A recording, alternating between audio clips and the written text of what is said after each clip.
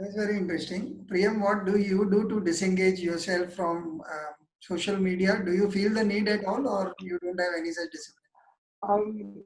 I think the need for disengaging comes a lot because I think most of what we do today, I think all of us are just scared of silence. And we've just been moving as an entire community, like, moving away from silence. Like you said in the beginning of the call, I think it was, where your family met together and everybody was suddenly on their phones.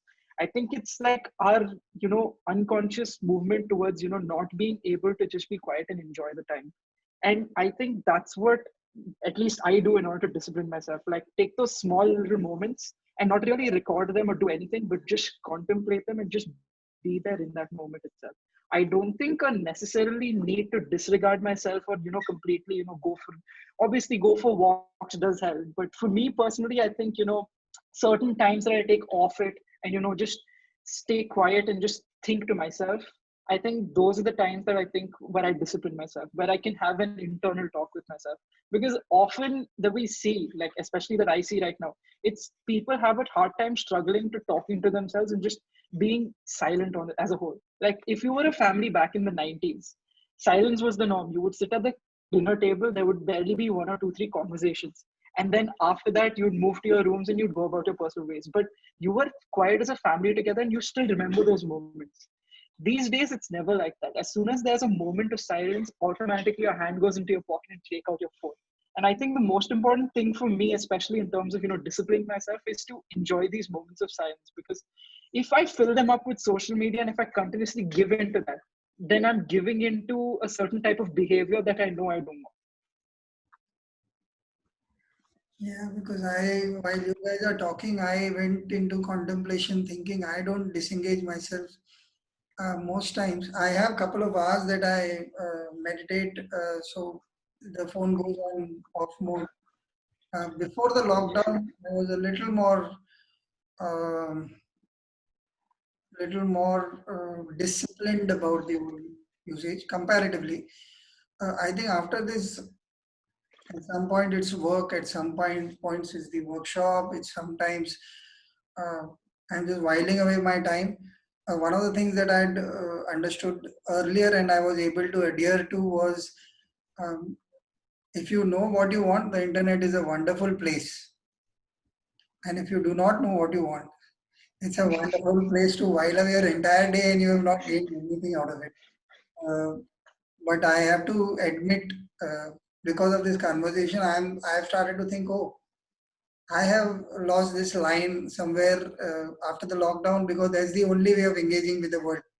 So sometimes one of the things that has happened to me is my phone conversations last longer, not because I want them to. A couple of times I'm trying to hang up, but the other people also are missing and craving the human connect.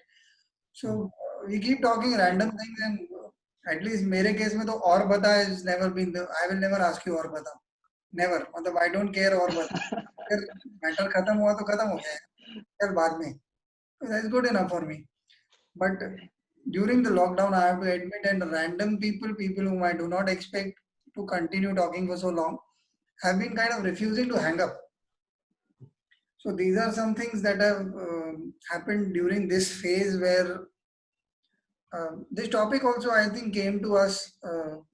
I was discussing with Anand a couple of topics couple of weeks earlier. So initially, we both thought this topic is uh, too superficial. But now, I think at least the second part of the conversation is making me realize there are inroads to certain parts of our mind which are tricky. Um, I think I have said what I want to about this. One little question I have, is it, Priyam, do you have a real life example of how it has affected you? Too much technology or too much social media at some point? Has it happened to your relationship? Or, Um, it has happened in a very bad way actually. So this was back in I believe 2015 or 16, and there was a lot of problems that were going on personally in my life, and And yeah, social media acted as a very big escape for me. And that's where I sought for validation online. And I think that time, the biggest app there was I think Vine or before TikTok, I Musically or so on and so forth. And I continuously went on there, and I put up stuff on there, and just seeking validation, and seeking some sort of escape from it, which I did get. But I'm at least thankful that later on I did have a conversation with myself as to why I'm doing this, as to what I'm doing, and that still carried on with me. Like, it doesn't matter if you posted at that time. Yes, there are moments of human weakness. I do believe everybody once in a while does give into temptation, does give into that greed. That's a very human thing to do. But I think what brings us out of there is what really solidifies us as a person. And to me, I think, like, I did use the internet to escape. I fell way deep into it wherein I was like 16, 18, 20 hours just online constantly, either playing games with some people I've never met before, talking to online, or just going and making these random videos and posting it and so on and so forth. But at the end of the day, that wasn't me who I was portraying. I was portraying to be somebody who was extremely likable because I knew what people like, and I knew what was happening to me, and it was changing me, like certain decisions that I was making, that I would rather sit in and be online than go out and hang out with real life friends of mine. So I think at the end of the day, there are points where everybody is weak. Those weak points may be certain things that you have right now, you will have. The way that to get out of them, personally for me, I think, is just talking about it to yourself more than anybody, because I don't think anybody will help you as much as you do yourself. The reason I think why counselors and psychiatrists are most effective is that they don't give you advice per se, but they make you have that conversation with yourself. It's never about what you should do. It's more about what you think you should do, and what you know is right, because at the end of the day, you already have a perceived mind about everything. Okay. You said okay, we all have weak points. I don't have any. I just want to put it on the record because we are on camera. And, on a serious note, um, since you always seem calm and collected, has there been a time where um, you've been finding it difficult to maintain human relations because of your engagement with social media? Has there been a time at all? Sometimes somebody's been talking to you and you it could be a small episode or big one, like he's mentioned. It's actually now he's opened up to the talk and in a bigger manner. But yeah, has something like this happened to you, who seem to be in control of this monster by having an app which dissuades you at the right time? So, initially, to share a personal anecdote, at the family dinner table, we all had the problem where we were engaged on our phones for quite a bit. And then when it came to actually having a conversation, or as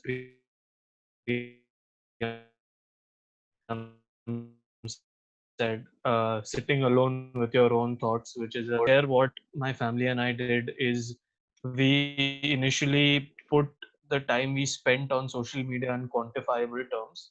We used apps to measure the amount of time that we spend daily, and it shocked us to know that we used to spend upwards of 4 to 5 hours browsing through mindless content. So, but we, as Priyam said, we all have our moments of weakness. So, what we decided to do is when you're itching to reach for your phone, which is the first thing you want to reach for in the morning when you get up, or last thing you're looking at before you go to bed, it is hard to go cold turkey. It is hard to not look at your phone at all from a day where you've been looking at your phone all this while. So what we did is we Facebook and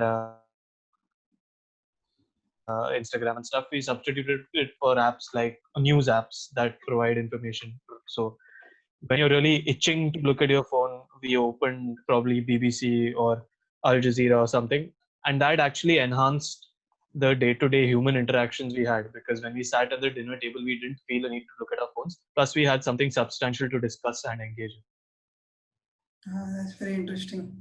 It also goes with the persona that I think you have so far that I've interacted with you. Um in my case, I don't know where I draw the line to my personal work and my garnering knowledge for the heck of it. Because as a writer, very often you are put in situations that are beyond your control. And say if I'm talking to a CA and if it's your firm that I have to do a brochure for or a website for, I have to come across looking like that I understand what you're talking at least. So some basic words, some basic right things. Although one of the things I've realized, because Priyam has made this point a couple of times in this entire podcast about knowing what you want. Uh, I think that has helped me. I've always gone on to meetings and said that you have to treat me like I am an absolute nobody. I don't understand your business at all. You start from the very basic. That helps me to in two ways. One is that they give us the full information that we need. Second, their tonality tells me what is the projection that they want to make.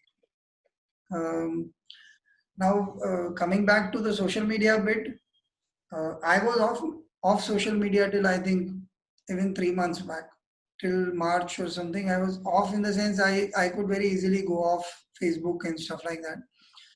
Off late, because I started the values workshop and I was forced to go online because of circumstances. The idea was to hold workshops on ground. Um, but as luck would have it, I have been doing this and the podcasts have been doing well and people have been responding, writing. I try and be honest. I try and be honest. Sometimes the honesty itself might not work because the person might be offended.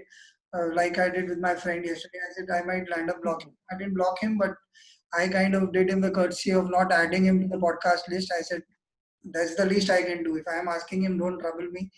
I can't be shooting off my stuff to him. Even though he didn't want it, I have kind of removed him as of right now. In case he really wants it, I'll add him again. So that kind of courtesy, which I would do in real life also. If I'm coming and talking to you in a coffee shop, you're a friend of mine, and you don't show any inclination to talk, I think I'll leave you to say you want to mull over something. You're sitting alone and you still want your time. Uh, so I think those things should help in terms of whether it is the um, option that Anant mentioned. I do not know. I've been mulling over since he said that there's an app doing this. But maybe even if there is no app, I think I can start with certain places where I will not take my phone with me. The dinner table could be one of them. It's a topic that has come often enough. But yeah, I think one can. And off late in the last couple of days, I've realized it really does not hit you as much. If it's in the bedroom and it's ringing and you're not bothered. Because, for example, if you're in a place like the bathroom, I was a couple of times and there was a client call, which was very important. But any which way, you can't do anything about it. You have to make do with the time. And our generation luckily had no mobile phones either. So we were on the landline thing and not even every home did not have a landline. So we managed to pass through this time. I think that is an important aspect. We need to know where to draw the line within, talk to oneself. Uh, One last question to both of you. Priyam,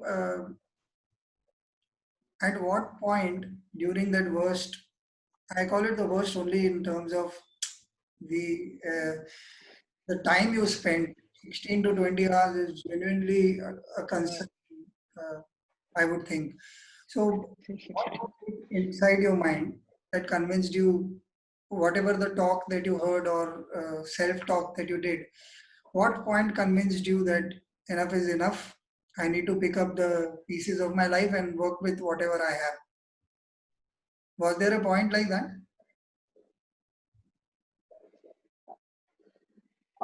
I think there were multiple points. I don't think there was just one defining point. And I think like with anything, like I'm stubborn as a person. I really am very hard headed at certain things. And despite people telling me it's not that great a thing to do, I was still hard headed about it and kept on at it. There were multiple points wherein where I had made certain, like friends, I'd like to call them, on social media and on like these gaming platforms. And there were occasions when I felt like I was betrayed on these because they did certain things, like hacked into the account and stole something, or like very minuscule, minute things that don't even matter on in the larger picture. But these affected me so much emotionally that I just started, like feeling sad the entire time. And I think multiple moments like this is when I was like, what, it's time to change. It's time to just take things as they are. This is just virtual and this is real. We need to draw a definition line that what we do here matters, and what we do here is sort of inconsequential at the end of the day.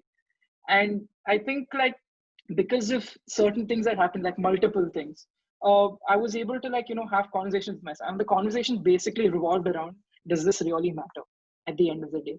Because all of this happened and I just sat down and I thought to myself, and I'm like, what just happened, has it any effect on what I'm doing right now? It doesn't. It has no effect on me being a student. It has no effect on me being Priyam, living in India, living in Bangalore, doing what I'm doing. It has no effect on anything except for the fact that, one online gamer just got robbed and one online gamer lost fictitious money. It really doesn't matter at the end of the day. And I think those conversations are what led to me. And my case is, I think, I want to say at least, is a little extreme towards the side because I was delved deep into it. But there are multiple cases wherein, and I think with everybody when it comes to, like getting out of this online thing, it's multiple. It's never that one defining moment. Okay.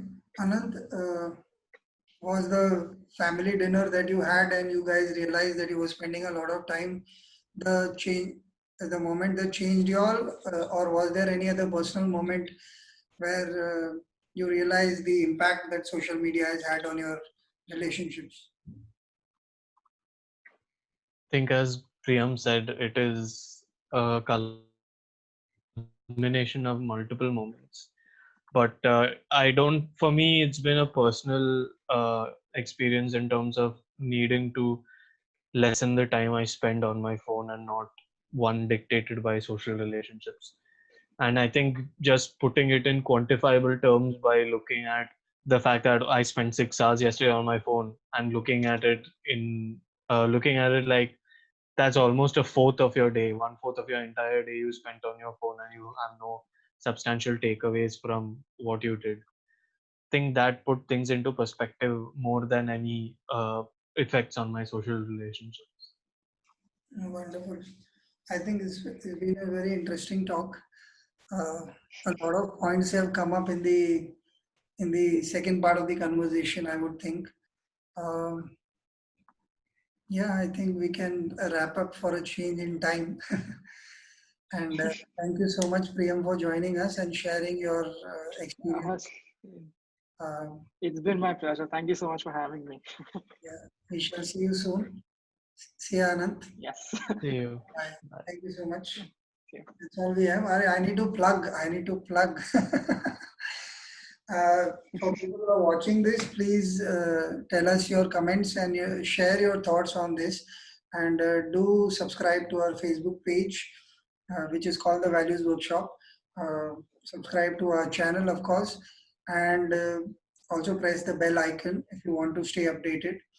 We are also on Instagram at the Values Workshop. Thank you for joining us, and have a good time. Bye. Bye.